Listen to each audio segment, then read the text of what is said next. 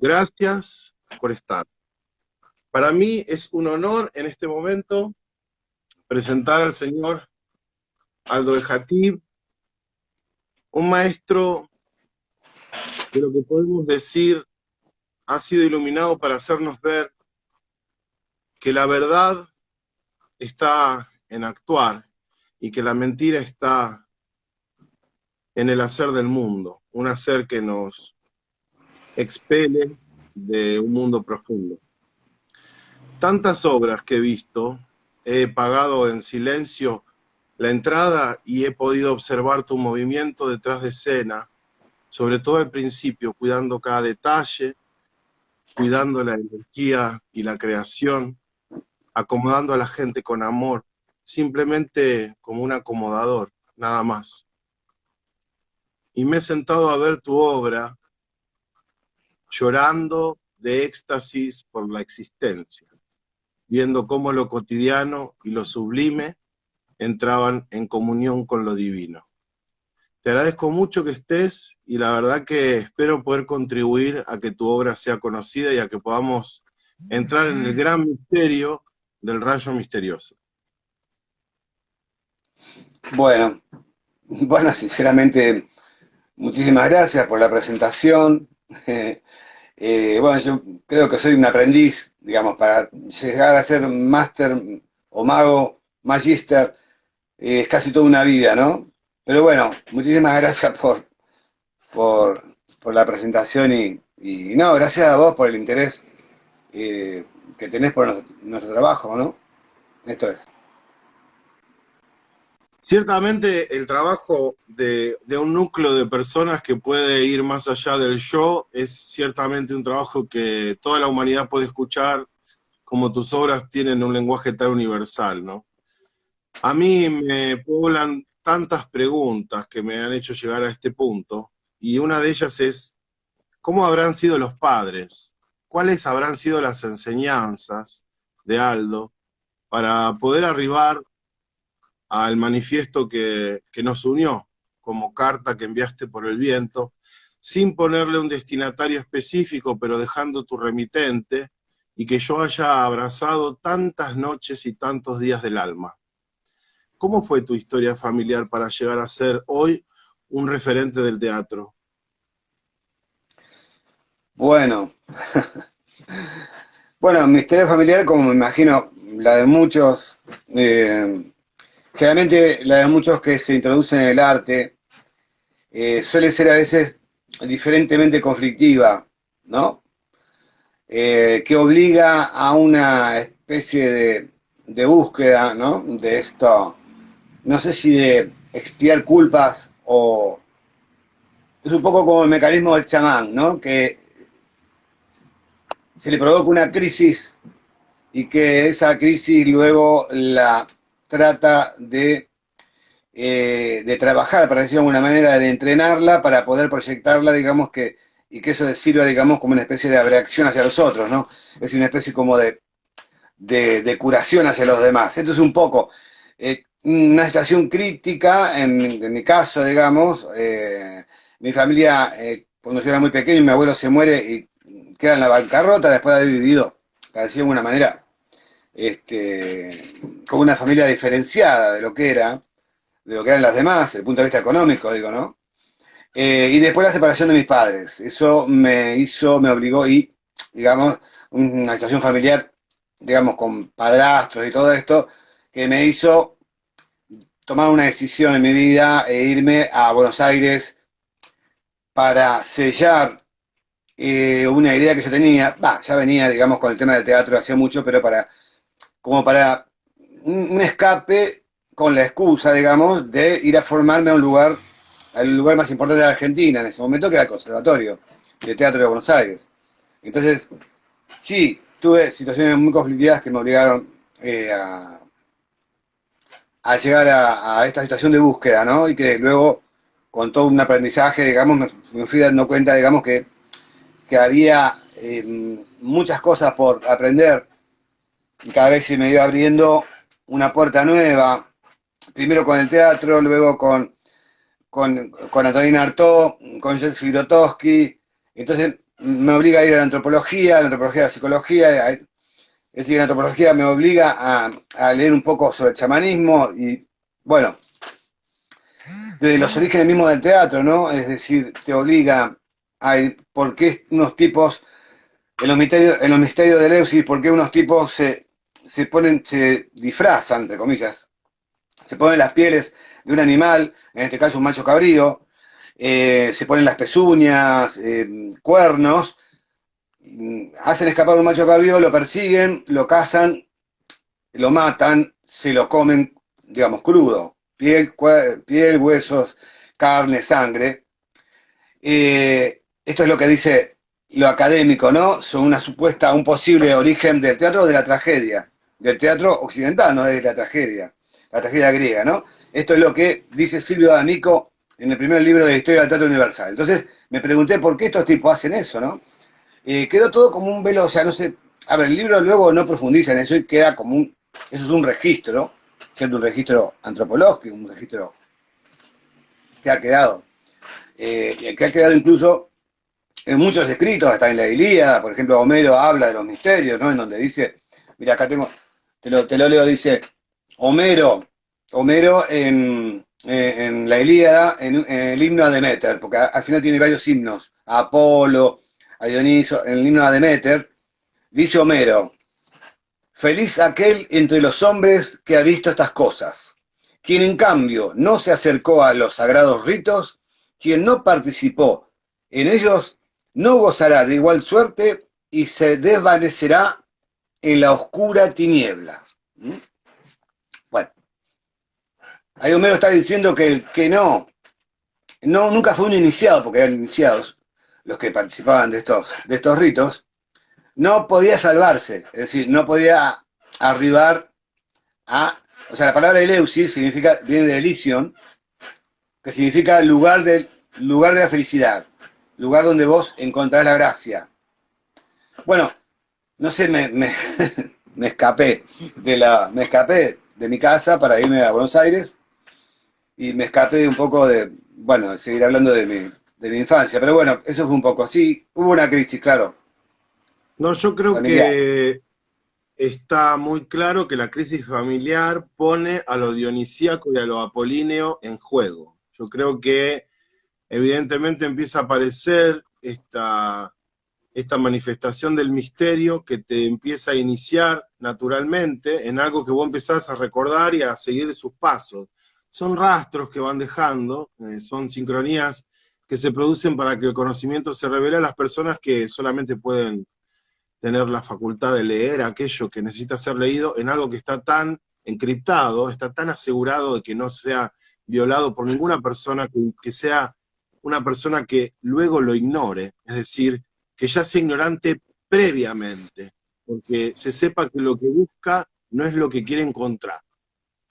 Entonces, nos encontramos básicamente ante una persona que hace el camino del héroe y que logra realmente hacer del mito una bandera y toma lo griego como un lugar de partida para un desarrollo dramaturgio que realmente es universal. Entonces, mi pregunta es, ¿cómo es el arte de los incomprendidos? El arte de los incomprendidos. ¿Los incomprendidos quiénes son? ¿Los que no conocemos? Los O incomprendidos yo, por son los que ejemplo, el o los que no sistema, conocemos. no, son los que el sistema no comprende por lo que hacen. Es decir, en algún punto vos querías saber por qué este banquete totémico se produce en el contexto de un movimiento ritual teatralizado sagradamente, en donde la persona incorpora el espíritu del macho cabrío, digamos, el cernudo, el dios con cuernos, que tiene tanto que ver con los celtas. La mayoría de los pueblos originarios de Europa, digamos, los cuernos representan sabiduría. Después la iglesia va a usar todos esos lugares y sobre esos lugares va a poner a los dioses cristianos, pero va a utilizar la magia de esos lugares porque saben que la población a los lugares donde han puesto a sus dioses de la naturaleza es a donde van a rendirle culto. Entonces muchas veces la Madre Tierra pasó a ser la Virgen María, son cuestiones de colonización, ¿no? Diálogos opresivos que intentan borrar el pasado. Un No, y de pasado que hecho, por digamos, cierto, de robo. De hecho, de robo, digamos, porque los misterios de Eleusis comenzaron a ser, para la Iglesia Católica, comenzaron a ser un enemigo, es decir, un rival a ganarle. Entonces obliga al Senado romano en el año 184 a prohibir los misterios de Eleusis. Y de hecho después toman al macho cabrío como el símbolo del demonio. Es decir, el símbolo del demonio que tiene la Iglesia es la cara del macho cabrío con la barba, los cuernos y las pezuñas. ¿De acuerdo? Entonces esto es un poco lo que ocurre, ¿no? Esta descomposición del sentido que se realiza, ¿no? Porque luego de los misterios de Eleusis hay una pérdida de sentido, una degradación del sentido original. Yo siempre digo esto, ¿no? Que pasa a ser la tragedia griega, ¿m? Que en su momento, digamos, la verdadera ceremonia, la verdadera participación, se realizaba con un 90% de acción, es decir, de movimientos, de cantos, de todo lo que tiene que ver con lo sensorial, y un 10% de texto, llamémosle. Y luego la tragedia griega pasa a ser 90% de texto y 10% de acción. Es decir, los actores trágicos directamente no se podían mover, incluso por el vestuario no se podían vestir solos, tenían ayudantes para vestir. Es decir, cómo hay una degradación del sentido, ¿no? O sea, yo creo que la humanidad, digamos, en vez de ser una evolución, digamos, interrumpida, recorre un ritmo de degradación y muerte de las intuiciones, fundamentalmente. Esto es lo que nosotros tratamos de trabajar con el entrenamiento, es decir, por eso los espectáculos, digamos, como que tienen un carácter universal, bueno, más los últimos, no los primeros que escribí, porque realmente todavía no tenía claro qué era lo que quería, tienen, digamos, este componente de búsqueda de emitir desde el punto de vista sensorial, ¿m? Y no desde el punto de vista más intelectual, es decir, de entendimiento. Esto es un poco la búsqueda que tenemos, ¿no? De tratar de entrenar más la parte que tenemos más perdida, más atrofiada, que es recibir la comunicación mediante lo sensorial, y no ser el hombre tipográfico, como decía McLuhan, ¿cierto? Donde recibimos toda la información por la lectura, por las letras, ¿no? Entonces un poco es esto. Eh, el Paro un poco, lenguaje, ¿viste? Así no, está hablamos también. bien. Es un intercambio libre y sentite, hoy sos el entrevistado, tenés todo el derecho, aparte es súper nutritivo lo que compartís, así que quédate tranquilo.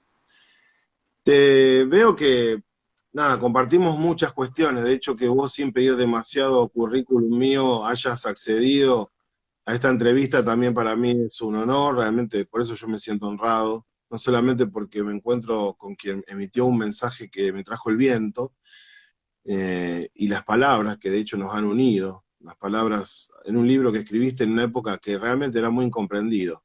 Pero evidentemente yo a través de tu obra Mus y a través de ese libro capté mucho de lo que vos incluso pensás que en ese momento no tenías claro, no lo tendrías claro conscientemente, pero inconscientemente a las claras vos ya estabas manejando el lenguaje mítico en su total plenitud. Y las palabras, claro, que separan conceptualmente la experiencia del mundo, porque son las que le van a empezar a dar concepto y forma a algo que en realidad debería ser experiencia pura. Cuando el niño empieza a percibir que una suma de colores sorprendentes entra por la ventana y esa suma de colores sorprendentes se posa sobre su mano y aletea sin que él sepa lo que siquiera es aletear. Y la madre en un momento interrumpe y le dice, ¡ay, viste! Es una mariposa. En ese momento se le rompió todo un universo y deja de tener esa magia natural y poderosa que tiene la experiencia sensorial, lo senestésico, lo emotivo.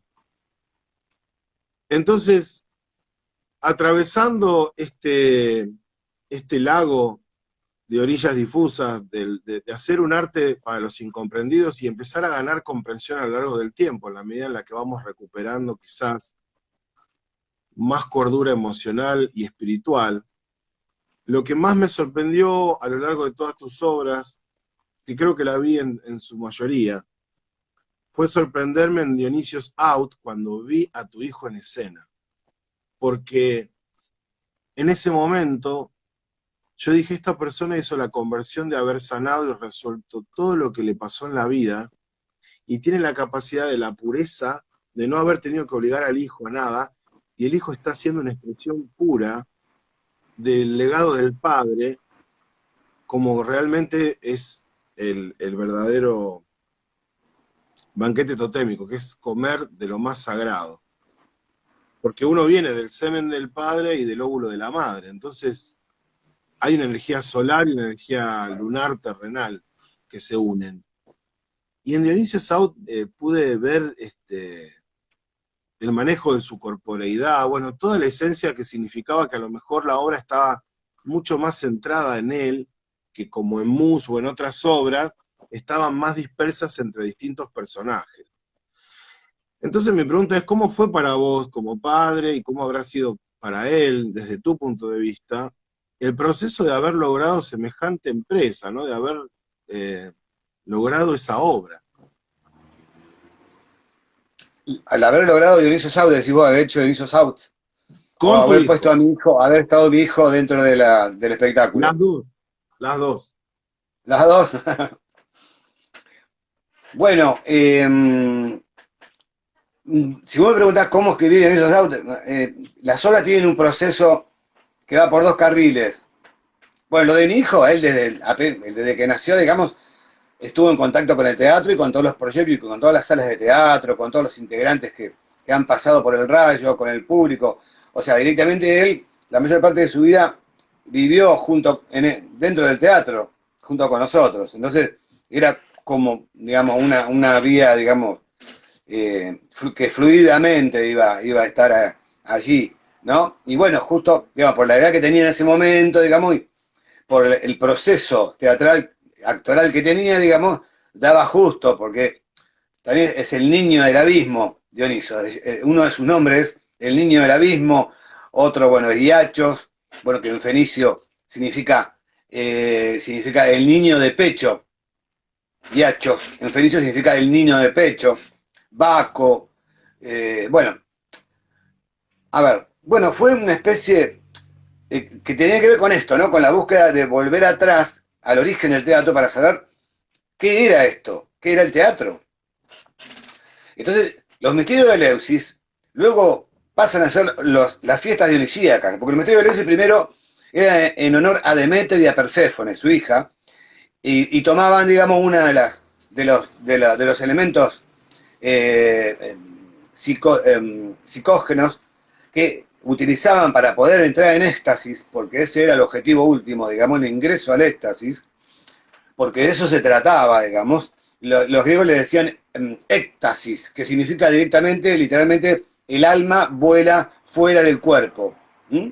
Ese era lo que trataban de lograr los eumólpidas, que eran los sacerdotes encargados de poder, digamos, realizar esta situación. Estaban los iniciados, que eran los seleccionados para poder vivir ese trance, ese proceso, que duraba un par de semanas, donde además se aprendía matemáticas, astrología, biología, el arte de curar de las plantas, alquimia, y que al final, digamos, en estos misterios, porque la palabra misterio viene de mistos, que significa velo, porque todos los iniciados tenían un velo, no podían ver, tenían que utilizar los otros sentidos, no el que tenían acostumbrado a usar, que era la vista. Entonces aprendían por ese intermedio, ¿no? Por el oído, por el tacto, ¿cierto? Por el gusto, por el olor, y que este mistos se lo quitaban al final, digamos, y lo ponían, digamos, la cara frente al sol. Esto como recepción de la luz, ¿cierto? Y el dolor que produce el recibir el conocimiento, ¿no? Porque recibir conocimiento significa darte cuenta de algunas cosas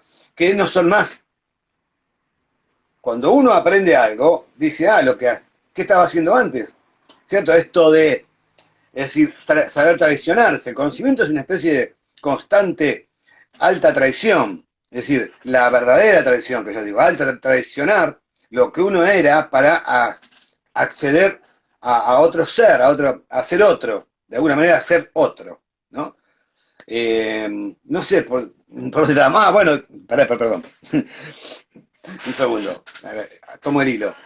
Bueno, por eso fue Dionisio, fue una continuación de esta búsqueda de saber qué eran los misterios de Eleusis. Bueno, luego había una bebida en los misterios de Eleusis que se llamaba el quiqueón, que era una especie de cerveza que fabricaban en donde tenía, ¿cierto?, una bacteria también, ¿no?, que producía, una bacteria que producía un alucinógeno.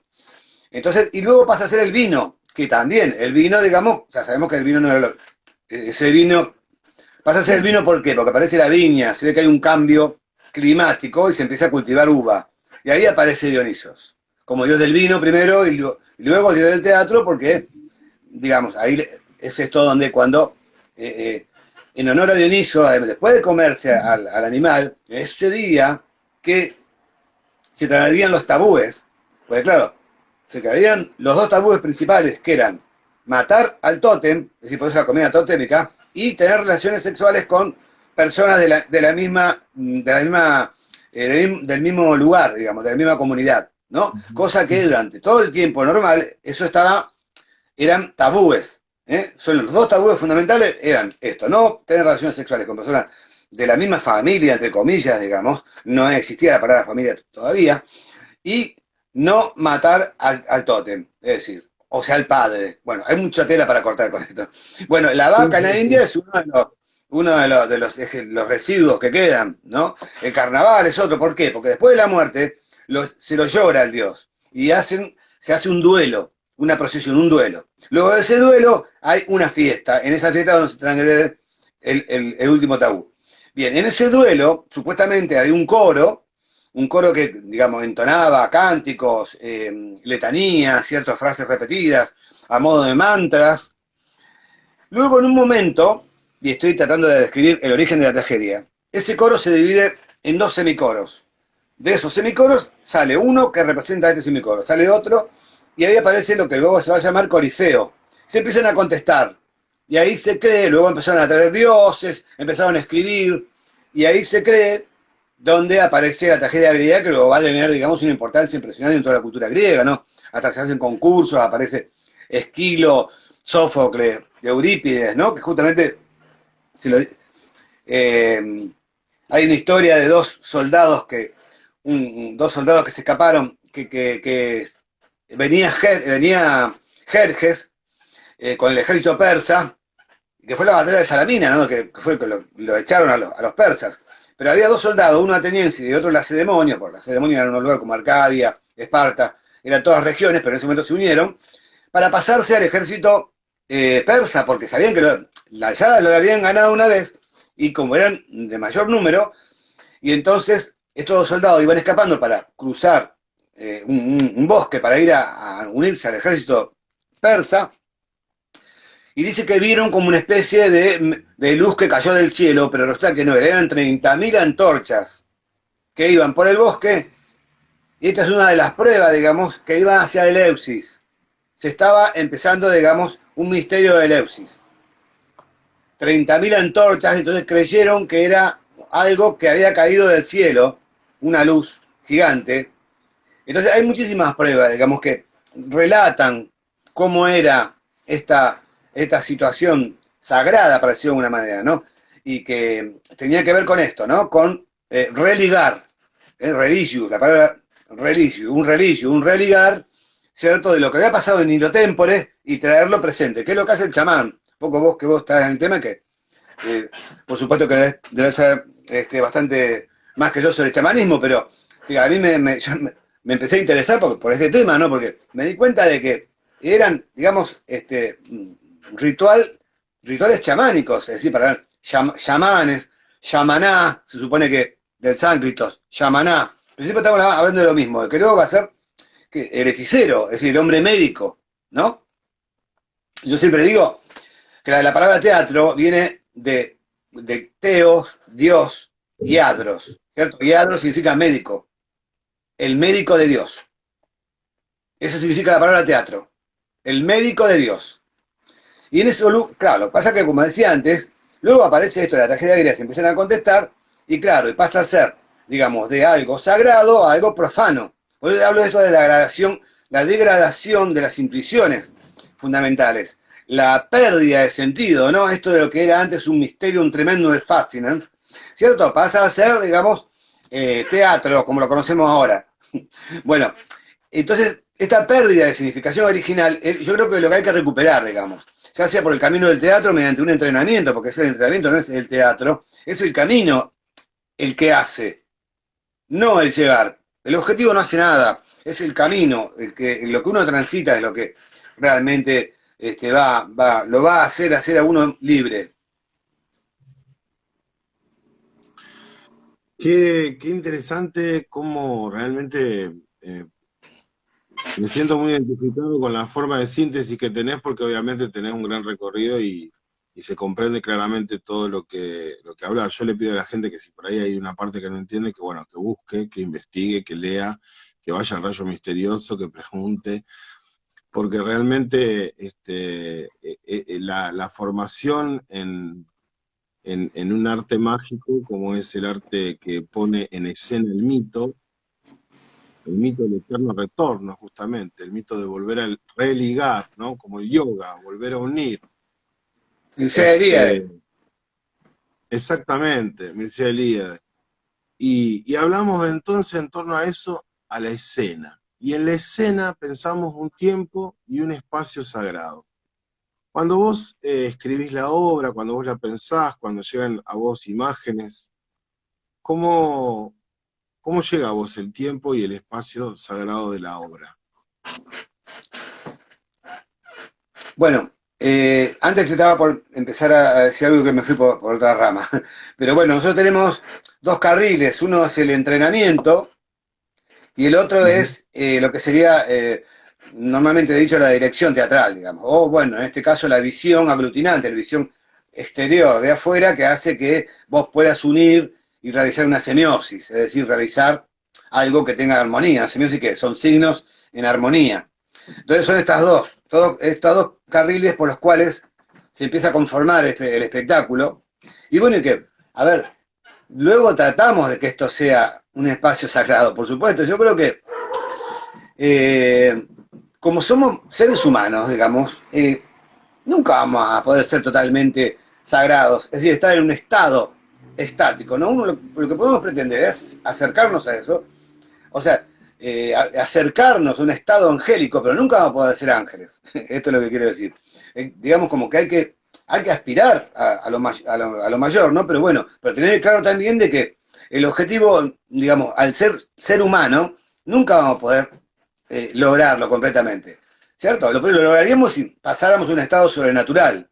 Entonces, por eso digo yo que tratamos de que el espacio sea un lugar sagrado. ¿Por qué? ¿Por qué es sagrado? Porque no es cotidiano, por empezar. Y porque lo que se hace ahí tiene que tener una verdad, o sea, una honestidad y una veracidad. Eso, esas dos cosas, la veracidad y lo extra cotidiano, hacen que el lugar sea sagrado. Entonces nosotros intentamos siempre cumplir con estos comportamientos, ¿no? De alguna manera. Ser honestos con nosotros mismos, no actuar, sino ser. Yo siempre digo que el único lugar donde uno puede no actuar, puede ser, es el teatro. Bueno, lo digo porque estoy en el métier del teatro, por supuesto, pero ¿por qué digo? Porque siempre esta cosa, ¿no? De que hay que hacer un personaje, ¿viste? Que nos metieron en la cabeza en todas las escuelas, vos tenés que hacer un personaje y tenés que saber actuar. Pues yo me di cuenta que no, que acorde a cómo se originó el teatro, no se actúa, el chamán no actúa, el chamán no actúa, o sea, revive. Es cuando se acerca a la naturaleza y empieza a imitar, entre comillas, a un animal, a un lobo, a un perro, a una paloma, o sea, arrulla como una paloma, torea como un perro y aúlla como un lobo. Se transforma, ¿cierto? O sea, en un animal. ¿Por qué? Lo que hace es regresar a un estado propio, arquetípico, primitivo, que él tuvo alguna vez, como tuvimos todos. Eh, me perdí, no me acuerdo cuál fue el hilo de todo. Perdón. No, ¿De está dónde, muy dónde bien, empezó esto? ¿Dónde está había muy bien. empezado esto? Yo, Ah, yo les pido que perdón, vos por el continúes espectáculo. No, pero para porque cerrar, va ganando para coherencia lo que cerrar. decís siempre. Así que continúa. No, digo, para cerrar, digo, el espectáculo, digamos, como dije antes, pero no es una falsa modestia, nada por el estilo, ¿no? Porque yo aspiro a todo siempre, eso está claro. Yo siempre quiero todo y trato de hacerlo, ¿no? Pero realmente es muy difícil lograr sacralidad, digamos, en cualquier lugar, ¿cierto? Porque hace falta mucha limpieza personal, hace falta equipo de personas, hace falta, por eso el radio se caracteriza por haber sostenido el criterio de grupo, ¿cierto? Algunos valores desde los comienzos, digamos, unos fundamentos, digamos, que tienen que ver con el trabajo de, perdón, el teatro de grupo, no el teatro, un elenco que se junta y luego se va a hacer teatro en otro lado, no, o sea, eso es el primer criterio, ¿no? Equipo de gente, grupo, comunidad y honestidad, ¿no? Sí, aparte, digamos, hay una coherencia entre lo político, lo económico, lo espiritual y, y lo material en términos de la forma de investigar que tienen ustedes, ¿no? El campo científico de investigación teatral. ¿Por qué? Porque ustedes, digamos, trabajan de una forma autogestiva, se organizan en tareas, tienen órganos de decisión o espacios de decisión, han logrado con el paso del tiempo tener un espacio propio, han logrado tener el apoyo de distintos subsidios que permiten justamente, como corresponde, ¿no? Que haya un mayor nivel emancipatorio en términos de lo que uno quiere decir y no estar dependiendo a lo mejor de una economía que genere una ideología en particular. Entonces mi pregunta es, ¿cómo es esa etapa de construir el Rayo Misterioso más allá de la escena, sino como un centro cultural, como un lugar de gestión cultural, como un espacio de encuentro?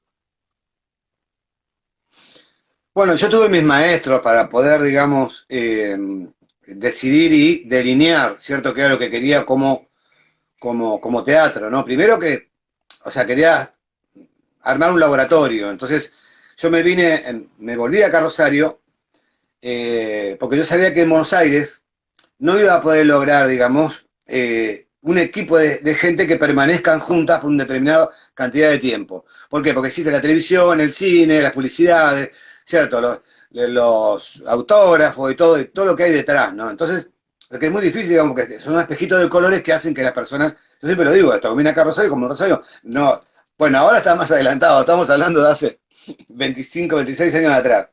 Ahora sí, a lo mejor uno puede hacer una telenovela acá, pero bueno, está todo en Buenos Aires.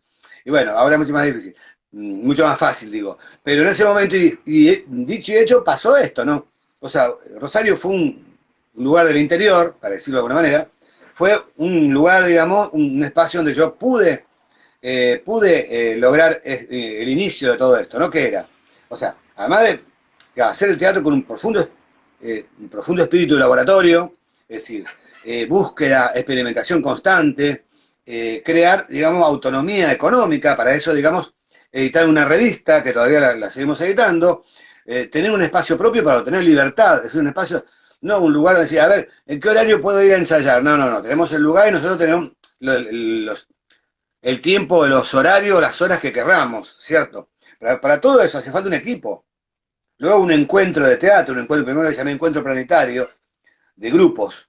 Primero se llamaba así, encuentro planetario de grupos, que se experimenta, que lo tuvimos que dejar de hacer en la época de Macri, ¿cierto? Porque ya sabemos, y que, digamos, ahora, si los dioses quieren, el año que viene vamos a retomar lo que se hacía en diciembre. O sea, había una serie de lineamientos, y que bueno, además la forma de trabajo, el dedicarse solo a esto, ¿cierto? Y no tener otra cosa, otro lugar, no trabajar en una oficina, o trabajar en cualquier otra cosa que a uno no le gustaba, ¿cierto? Buscarse un trabajo, sino que teníamos la revista como modo de autoabastecimiento, teníamos los talleres, la escuela de teatro, ¿cierto? Estaba esta idea de realizar una vez por año este encuentro. Y bueno, se fue cumpliendo todo esto, y bueno, pero yo creo que las ideas que uno mismo y los mismos que me acompañaron desde sus inicios y los mismos que están acompañándome ahora, digamos, fueron ejemplificados. O sea, estaba yo que me hacía solamente eso y, digamos, o sea, hasta he llegado a vivir arriba de la mesa de un teatro porque había ratas. O sea, quiero decir, hubo toda una entrega muy grande, entonces los compañeros todos lo veían, digamos, y bueno, de alguna manera, digamos, tuvieron fe, que esto es otra cosa, lo que tiene que ver con el chamán, esta fe, ¿no? De creer que realmente, ¿cierto? Este canto, esta crisis nerviosa, este desmayo, o estas danzas, o este pie que voy a levantar, va a hacer efecto, ¿cierto? Y va a extraer el espíritu maligno, ¿cierto? Que le ha penetrado adentro del enfermo, ¿no? Esto es un poco lo que fue, creo, el logro. Y luego que fuimos cumpliendo objetivos, es decir, decíamos, nos proponíamos un objetivo y se cumplían. Entonces esto es importante, porque no es, digamos, no es muy común ver que cada objetivo que nos cumplimos se realizaba, ¿no? Entonces por eso, digamos, el grupo permaneció en el tiempo, pienso yo, haciendo una especie de, como de análisis. Y la verdad es que lo utópico es mítico. Por eso la utopía la crea uno en algún lugar donde parece ser que no existe cuando en realidad ya está existiendo, pero no está manifiesta, y termina manifestándose por el esfuerzo. Yo recuerdo claramente estar sentado en distintos bares o lugares de la ciudad y que se me acerque un integrante o una integrante del Rayo Misterioso con una revista, ¿no? Con un diario grande y que simplemente decía, hola chicos, ¿qué tal? Que tengan buena cena, disculpen la molestia, estamos de una compañía teatral para subvencionar nuestras obras, para autogestar nuestro trabajo, distribuyendo material de nuestro colectivo, algo así era, ¿no? Ofrecían la revista, pero lo hacían con un amor que realmente. ¿Vos te das cuenta que era gente simple que estaba apostando a hacer algo para lo cual no había subsidio, no había, que lo tenía que hacer con la ayuda que ellos iban a la calle a militar con su revista por un teatro como el que vos lograste? Y después no sé, quería preguntar si el primer lugar, que es donde ustedes estuvieron, fue ahí San Martín al Bajo, o si tuvieron un lugar No, antes. 2 lugares antes. Primero estuvimos en la parte de atrás del Teatro Vivencias, que ahora no está más, que quedaba en la calle Mendoza, al 1100. Teatro Ah, Vivencias. sí, sí, sí. En el fondo estábamos nosotros. Entre Mitre y Sarmiento.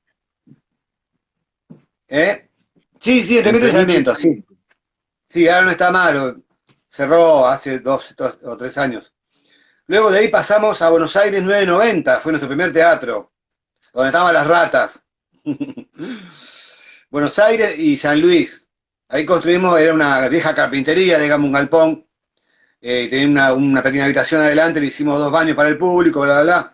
Le hicimos el piso, y ahí le pusimos, no tenía ni gas ni luz. Bueno, ahí fue el primer teatro nuestro. Habíamos estado en Vivencia y luego pasamos a San Martín. Y de San Martín pasamos acá.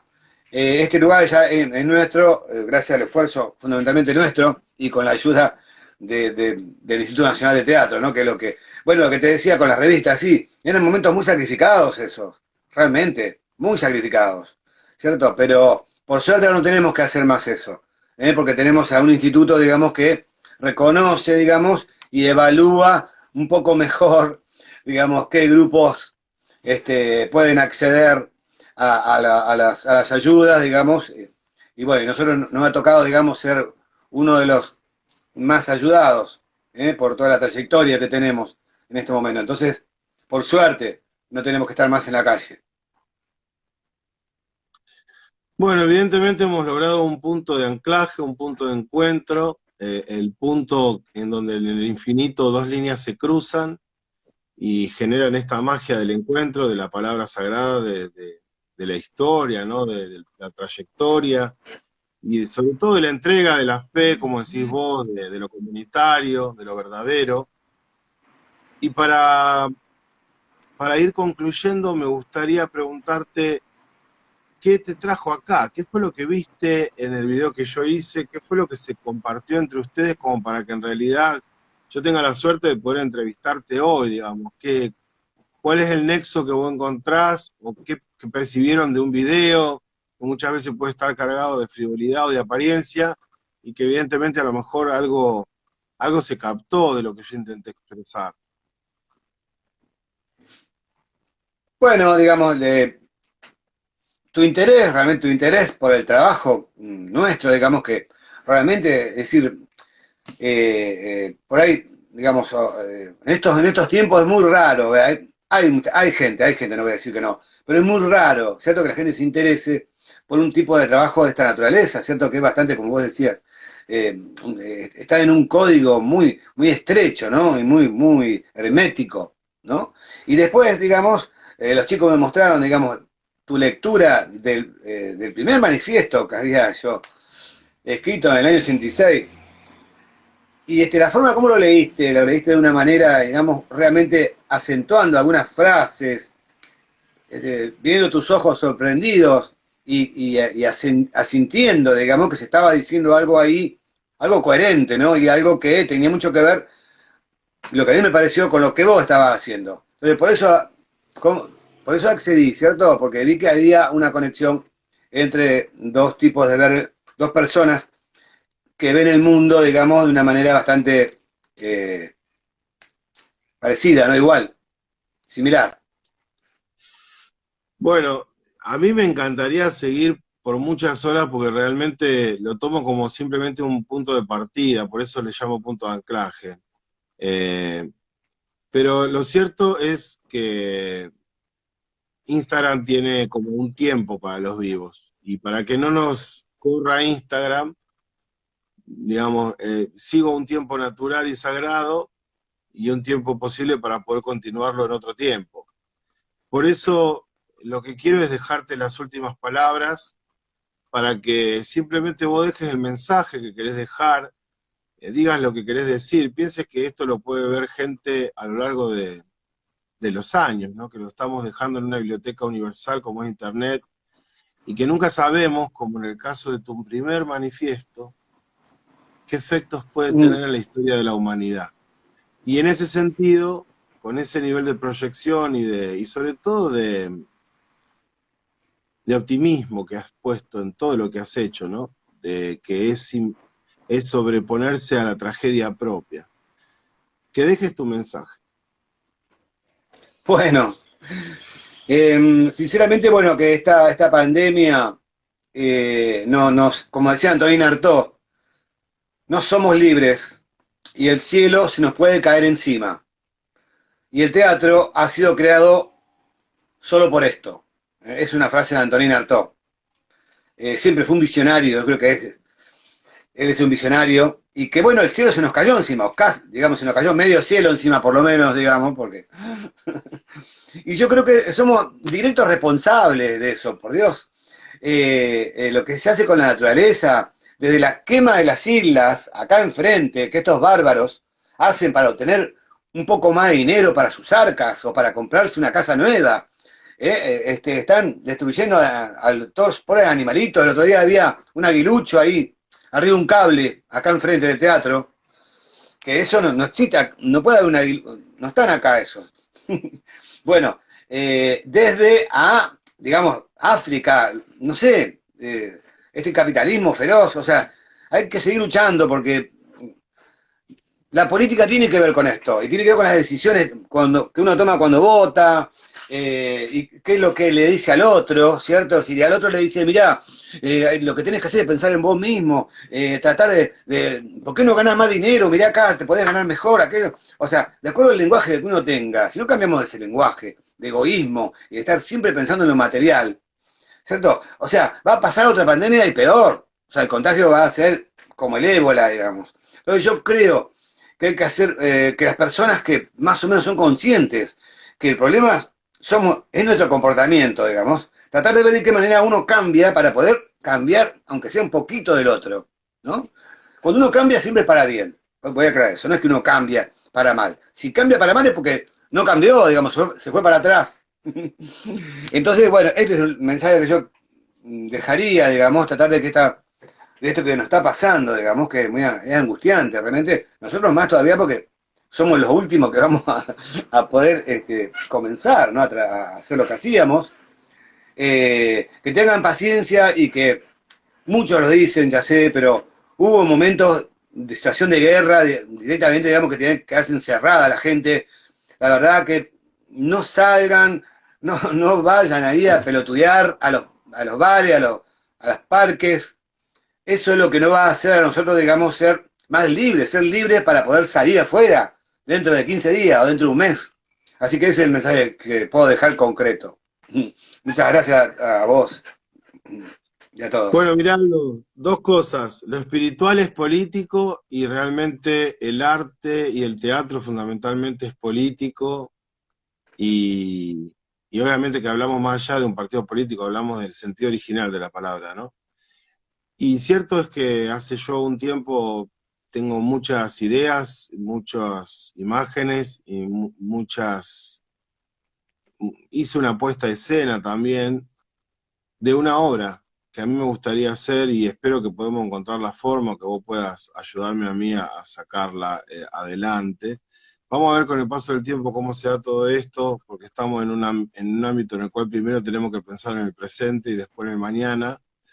Pero mira, con este gesto así tan simple y tan humano, ¿no? Tan universal de unir nuestras manos para agradecer tu existencia, tu trabajo, tu dedicación, tus sensaciones de fracaso, tus sensaciones de dolor, todo lo que hizo que hoy estés acá y todo lo que caminaste para estar acá. Yo, en nombre de un montón de gente, seguramente que soy la voz de muchas personas. Yo te lo agradezco de todo corazón. Te agradezco un montón todo tu aporte a la cultura mundial. No, muchas gracias a ustedes y a vos. Muchas gracias.